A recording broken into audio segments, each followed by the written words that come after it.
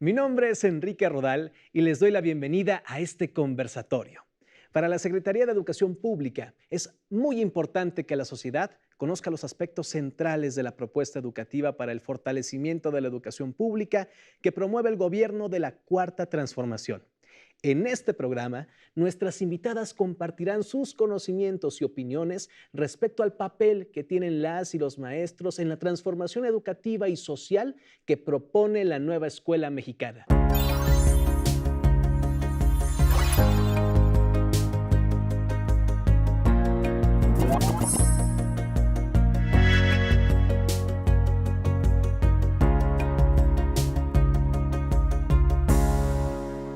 Nos acompaña la maestra Natalie Varela Valtierra, quien es licenciada en Historia y maestra en Docencia para la Educación Media Superior por la Universidad Nacional Autónoma de México.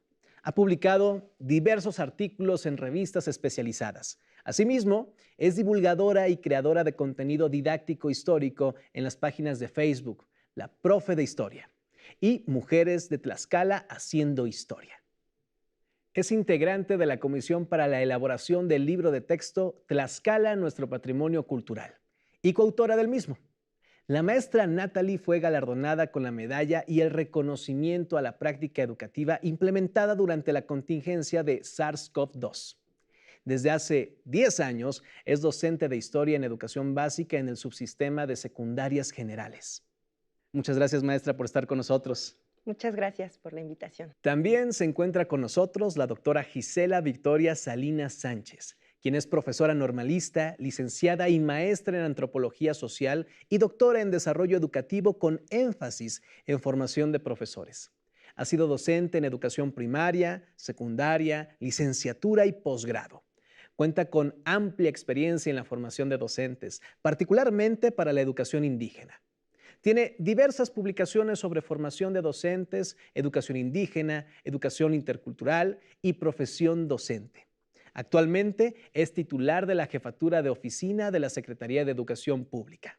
Muchas gracias por estar con nosotros, maestra Gisela. Muchas gracias. Contamos con la participación de la doctora Patricia de Guadalupe Mar Velasco, quien es maestra de educación primaria por la Escuela Nacional de Maestros. Licenciada en Sociología, cuenta con maestría en Psicoterapia Gestalt y también es doctora en Historia Social por la Universidad de Viena, Austria. Es investigadora del Instituto de Investigaciones sobre la Universidad y la Educación ISUE. Entre sus líneas de investigación se encuentra Pedagogía Gestalt en la formación de investigación, Educación Básica y formación docente, Derechos Humanos y Derecho a la Educación, donde cuenta con trabajos académicos entre los que se encuentran el normalismo en México en cifras, los docentes de educación básica y media superior ante la COVID. Muchas gracias, maestra Patricia, por estar con nosotros. Gracias a ustedes. Maestras, les agradezco su participación en este conversatorio. Y para iniciar me gustaría preguntarles lo siguiente. ¿Cuál es el papel de las maestras y los maestros en la propuesta curricular de la nueva escuela mexicana? Maestra Patricia. Sí, bueno, el papel de los maestros cambia y no cambia, porque es un papel sumamente activo, pero de hecho siempre lo ha tenido que ser, porque el maestro siempre ha tenido que atender toda clase de eventualidades en el salón de clase, todo tipo de, cada niño es diferente, cada grupo que recibe es diferente. Entonces, en realidad, el profesor ha tenido un papel activo y ha tenido una cierta libertad, incluso al interior del salón de clase, que no ha sido reconocida del todo. En este momento, lo que sucede es que se le reconoce y que a nivel jerárquico también debe ser reconocido. El maestro no debe sentirse constreñido por cuestiones formales, sino que lo que tiene que ver es lo que está sucediendo tanto en el salón de clase como lo que viene desde la comunidad y atender este vínculo. Entonces, en ese sentido, es un papel activo más reconocido, digamos, reconocido desde la institucionalidad y en este sentido va a tener mayor libertad. Mayor libertad, más reconocido, más activo, maestras. Sí. ¿Concuerdan con esta respuesta? Yo concuerdo con ella. Efectivamente, los maestros siempre tienen que tomar decisiones en su salón, siempre. Tengan o no el aval de sus autoridades. Un maestro se enfrenta, una maestra se enfrenta cotidianamente a múltiples problemas en el aula que le permiten también hacer acopio de lo que ella sabe, de lo que ya tiene en su trayectoria, en su formación, y puede permitirle tomar decisiones que incidan en una manera diferente de enseñarle a sus alumnos, a sus alumnas. Esto, por supuesto, ahora con la nueva escuela se busca que sea explícitamente reconocida esa autonomía profesional con la que los maestros han venido construyendo la escuela mexicana. Esa escuela pública mexicana que tiene que ver directamente con lo que los maestros desde las aulas y desde lo que les permite la profesión posibilitan de una mejor enseñanza y mejores aprendizajes para las niñas y los niños. Exactamente. Uno de los rasgos centrales de la propuesta educativa es la autonomía profesional del magisterio. ¿Nos podrían explicar de manera sencilla qué significa que las y los maestros tengan autonomía profesional, maestra Natalie? Claro, pues la autonomía es la capacidad que tenemos las maestras y los maestros para decidir y para poder incidir en nuestros grupos. Retomando las ideas de las maestras, pues yo creo que tenemos un papel protagónico en este suceso importante que es la nueva escuela mexicana, porque somos quienes estamos día a día en las aulas. Somos quienes trabajamos, quienes nos enfrentamos a los problemas diarios, quienes con mucha creatividad resolvemos esos problemas, y esa autonomía se ve reflejada en esa forma de enseñar, en esa forma de resolver los problemas que tenemos en las aulas. Hablábamos también de que somos constructores, ¿no? Constructores de un cambio de conciencia, porque nosotros somos quienes y nosotras quienes vamos a incidir en esta educación que buscamos, que queremos para nuestras niñas y niños. Yo creo que es la libertad que tienen para poder decidir, tomar las mejores decisiones pedagógicas con relación a los procesos de enseñanza y aprendizaje sobre los que tienen que trabajar. Y tiene que ver con su propio trayecto formativo, tiene que ver con su experiencia, tiene que ver con el conocimiento de quiénes son sus alumnas, sus alumnos, dónde está ubicada la escuela. Y finalmente, bueno, esto es también tomar en cuenta a los niños y a la comunidad. Un buen maestro, una buena maestra siempre conoce cuál es la comunidad a la cual pertenece la escuela, quiénes son sus alumnos, de qué manera sus alumnos también han venido aprendiendo, qué saben sus alumnos, qué esperan también las madres, los padres de familia, las familias de la escuela misma, y eso le permite al maestro también tomar decisiones pedagógicas. Y ahora lo estamos pensando en términos de que pueda ser explícitamente y reconocido a partir de lo que decía la maestra Patricia, por ejemplo. Maestra, ¿saben cómo se sienten las y los maestros ejerciendo la autonomía profesional después de tantos años que no fueron considerados en la construcción del currículo escolar, maestra Natalie? Sí, pues es un agobio. De pronto yo les decía, buscábamos tanto la libertad y ahora que la tenemos, no sabemos qué hacer con ella, porque estamos acostumbradas y acostumbrados a que se nos da un formato, un currículo cuadrado, y no hay forma no había forma de modificarlo. Y ahora tenemos esa libertad, ¿no? Esa autonomía. Y de repente esto sí se presentan problemas, sí se nos presentan retos que debemos afrontar. Por ejemplo, yo soy del nivel de secundarias, los retos que nos presenta coincidir en las horas, porque no todos vamos por el mismo número de horas. El coincidir en esta creación de la búsqueda del programa analítico, del codiseño, nos ha resultado un desafío impresionante, porque es también coordinar, ¿no? Tenemos muchas formas de pensar, tenemos formas de resolver esas dificultades, ¿no? De manera particular, pero nos tenemos que dejar de esa individualidad y hacerlo en un grupo, en un equipo, en pro de la comunidad, ¿no?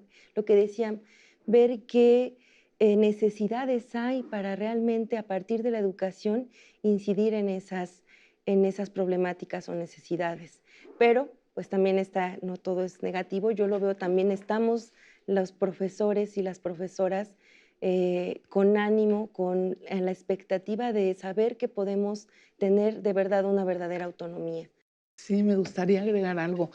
La autonomía es un reto. Es un reto y es una responsabilidad, por supuesto. Esto no deja de provocar esta incomodidad por estar una como maestra, como maestro, frente a una situación novedosa, porque antes nuestra autonomía pues no estaba reconocida y era lo que nosotros construíamos al interior del salón de clase. Yo recuerdo en cursos que daba que maestros se quejaban de que eso que usted dice lo dice muy fácil, pero si yo saco a mis alumnos y no lo tengo en mi registro, me regañan y me dicen que por qué ahora estoy haciendo una cosa diferente a lo que yo planeé, etcétera. Ah, Sin embargo, la vida es contingencia. Y el salón de clase con 15, 20, 30 o 50 niños es una contingencia pura. Entonces, el profesor en ese sentido, si se le reconoce la autonomía, puede actuar en un momento preciso de manera diferente a la planificada. Y eso está muy bien, porque hay que saber adecuarnos. Y además, eso, nosotros los mexicanos no tenemos problema con eso, ¿no? Con modificar los planes en el momento. ¿Para qué? Para un mejor resultado, precisamente teniendo en mente que se trata de cumplir con un programa, pero se trata de que no se trata del programa por el programa, sino se trata de que los niños trabajen, los jóvenes trabajen adecuadamente. Pero yo creo que es la única manera de ir produciendo ciudadanía, ¿no? Porque si no ejercemos nuestras libertades, las más naturales, pues entonces, ¿a qué horas vamos a aprender la ciudadanía? ¿A qué hora la vamos a enseñar? Totalmente, Porque sí. había una contradicción en la manera de ser tradicional en la escuela. Hay una contradicción, porque por un lado les habla uno a los chicos de la ciudadanía y de las responsabilidades y los derechos y los deberes, pero lo que les estamos mostrando es un maestro completamente restringido que ni siquiera es reconocido en su profesionalidad, etcétera, etcétera. Entonces ahora nosotros como maestros tenemos un reto. Y el reto es actuar profesionalmente. Un médico no va a preguntarle al jefe del área qué va a hacer con este paciente. Tiene autonomía plena para actuar. ¿Por qué? Porque es un profesional. Y los maestros, ¿por qué tendríamos que hacer una listita y ir palomeando nada más lo que podemos hacer? No. No, porque eso está negando nuestra profesionalidad. Entonces, y también nuestro derecho, también derechos como maestros.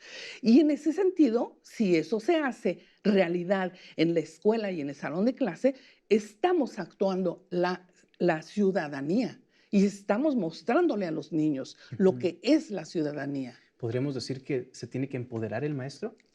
Sí. Claro.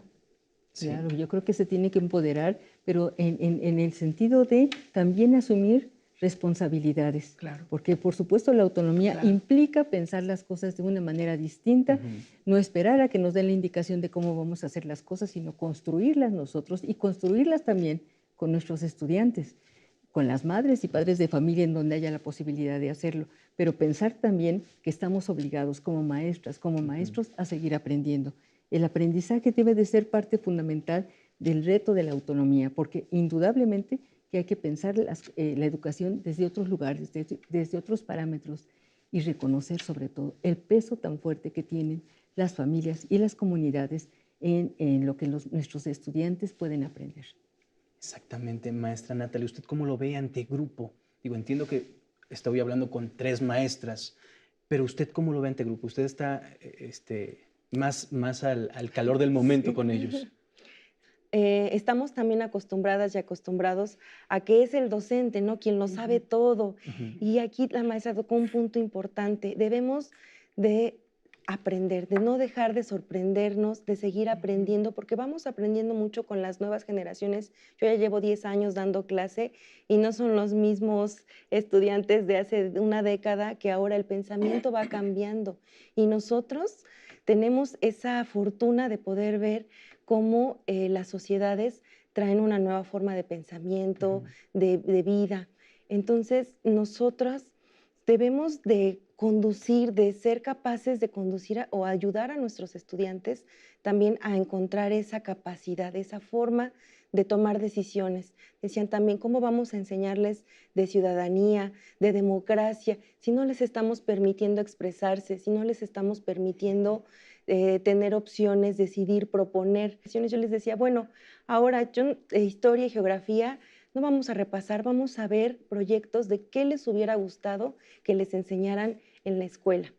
¿Y qué obtuve? Obtuve respuestas, maestra, es que me gusta, y somos de historia y geografía, quisiera saber cómo funciona la electricidad, cómo funciona un brazo mecánico, cómo los colores, hicimos una fiesta de colores, muchas propuestas que ellos tienen de la agricultura, porque por ejemplo vengo de un entorno rural donde la agricultura pues todavía pues está presente, y de cómo mis estudiantes ese conocimiento lo llevaron y hablamos del truequearon sus verduras y hortalizas que traían, y eso me parece muy significativo, muy importante que se pueda llevar a cabo en la nueva propuesta educativa que tenemos, que se tome en cuenta la voz de nuestras estudiantes y de nuestros estudiantes. ¿Qué beneficios tiene el proceso de transformación educativa, el papel protagónico de maestras y maestros? Maestra, Pati. El papel protagónico. Ay, eso es una cosa muy bonita ahorita, ¿no? Porque en realidad el maestro viene de haber sufrido un embate muy duro, ¿no? Históricamente, si vemos cómo ha transitado, digamos, la noción del ser maestro. Yo recuerdo cuando empecé a trabajar aquí en la Ciudad de México, en una delegación que era casi campesina, llegaban las mamás y me decían, maestra, si el niño no le obedece, péguele. Y yo, que era una niña de 19 años que empecé a trabajar, hasta me asustaba. Y yo decía, ¿cómo cree que le voy a pegar al niño? No, pero así era, ¿no? Y después cambian las cosas. Me tocó hacer una investigación sobre cuando se integraron los contenidos de derechos humanos. Y los maestros decían, no, pero si les empezamos a enseñar de sus derechos, ¿cómo los vamos a controlar? O sea, era un temor tan grande el que tenían, porque parecía que no tenían más recursos que los que habían aprendido, los tradicionales, ni siquiera se les puede juzgar. El profesor en este momento, y yo creo que durante la pandemia nos trajo muchas enseñanzas, entre otras la importancia del maestro, ¿no? Del rol del maestro, y cómo el maestro de verdad está allí en el salón de clase dejando la vida por los chicos. Entonces, creo que este proyecto tan bonito da la posibilidad de que el maestro retome esa función de liderazgo, porque efectivamente no podemos negar la realidad. Nuestra función es fundamental, porque yo les digo incluso a los maestros, no se peleen con los papás. Y a los papás les diría lo mismo, ¿no? No se peleen con los maestros. Ustedes van en el mismo barco, deberían tratarse como socios, porque los dos tienen el mismo interés, que es que los niños salgan adelante, que los futuros ciudadanos y los hijos de estos padres de familia sean gente de bien, sean gente que pueda vivir bien, que tengan una buena vida. Entonces, en ese sentido somos compañeros, y en ese sentido también nosotros tenemos que vernos en esa diada entre padres de familia y maestros. Fíjense bien, nosotros somos los profesionales, no los padres. Los papás de familia, ¿cómo somos padres y madres de familia? Como Dios nos da a entender. No hubo una escuela para padres. Hay esas cosas, cursitos y todo eso, pero no hay una escuela para padres. Sí. Dicen por ahí, cuando el bebé nace, llegó sin instructivo, ¿no? ¿Y ahora qué hago? Pues sí, nosotros somos los profesionales, y en ese sentido nos toca ir volviendo a recuperar esa fortaleza que nos da nuestro saber, y sobre todo el saber que nuestro ejercicio profesional es fundamental en cualquier situación, en cualquier sociedad, perdón. Fundamental. Sin el papel de los maestros, ¿cómo sería la sociedad? Entonces, ese diálogo con los padres de familia tiene que estar siempre presente. Y es fundamental en este proyecto de la nueva escuela mexicana. Maestra. Bueno, si me permite abonar a la participación de la maestra, esto se va a dar gracias a que vamos a conocer nuestra comunidad, ¿no? Y el codiseño, vamos a poder traer temas y problemas de la comunidad a la escuela. Sí. Yo creo que la comunicación constante entre Sí. padres de familia, madres de familia, entre la comunidad, porque también están las autoridades, ¿no? Así es. De la comunidad que estén presentes, y eso pues nos va a permitir ayudar a recuperar esta función de la escuela tan necesaria. Me interesa también conocer su punto de vista, maestra Gisela. Yo creo que es un gran desafío, porque efectivamente tenemos que pensar en que estamos cambiando la educación, pero cambiamos como maestros, cambiamos en el lugar también que le damos a los estudiantes. Estamos esperando que los estudiantes también aprendan a definir qué quieren aprender, qué necesitan aprender y cómo aprenden. Queremos que sean más participativos, como decía la maestra Natalie.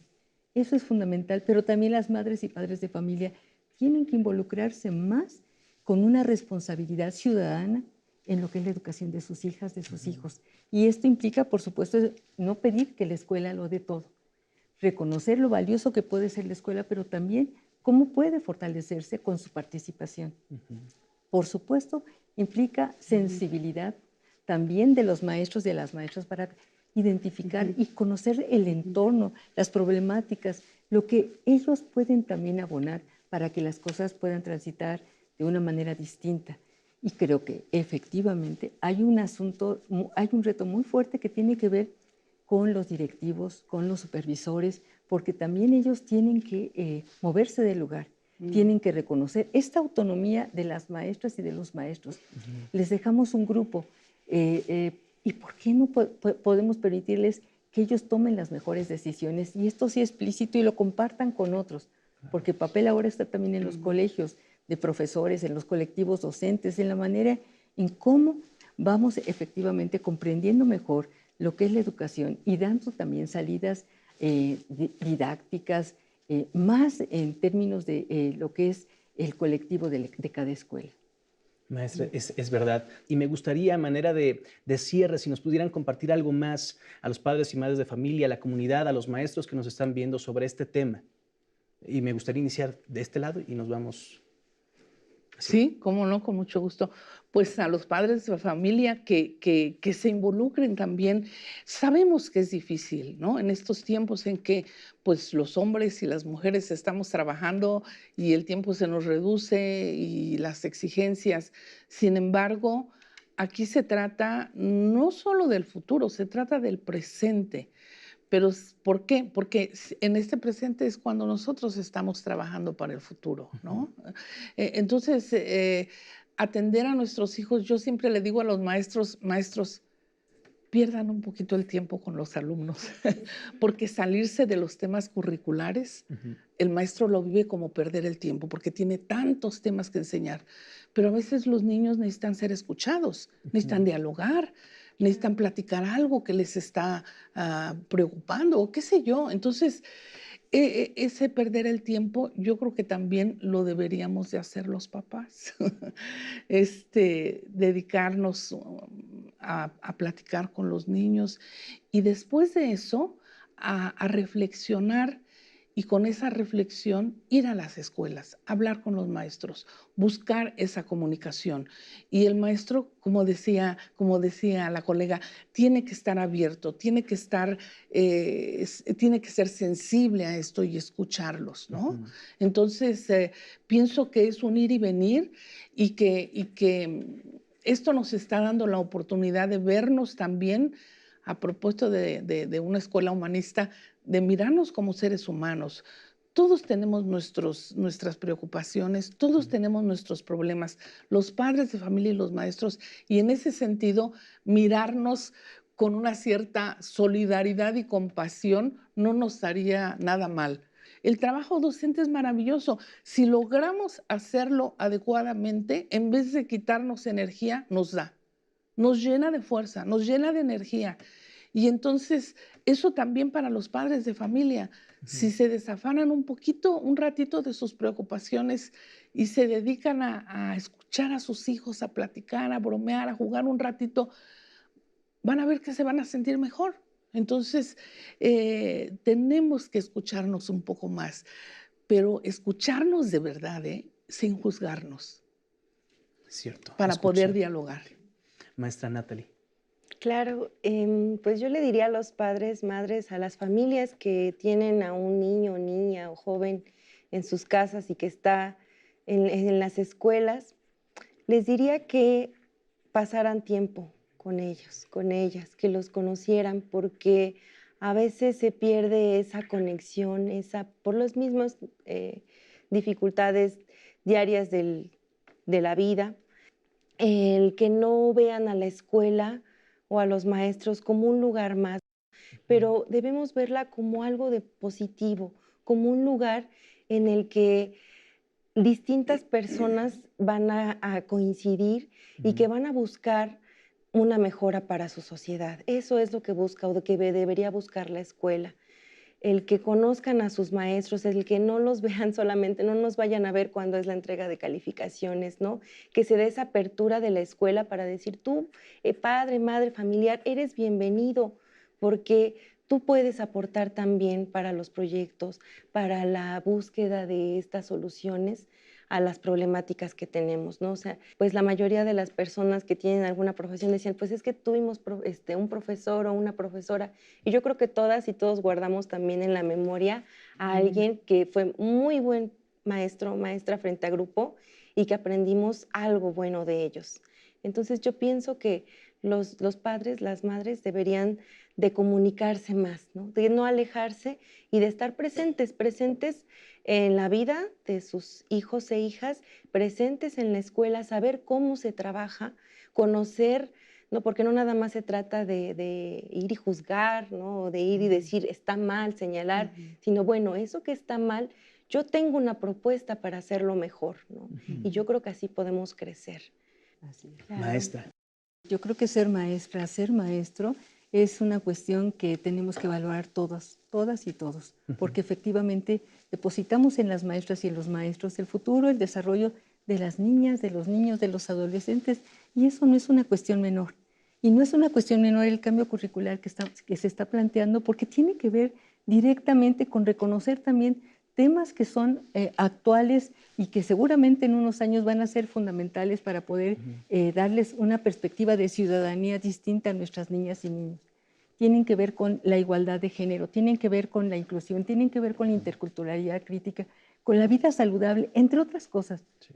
Todo esto son temas que están transformando lo que es la educación y que también colocan a las maestras y los maestros en el desafío de reconocer que esto tiene implicaciones más allá del aula, más allá de la escuela y que, por supuesto, si está formando una posibilidad de ciudadanos distintos, eso va a ayudar también a una comprensión del otro, de la otra, de empatía, efectivamente, que nos dé la posibilidad de pensar que un futuro diferente y mejor puede ser posible.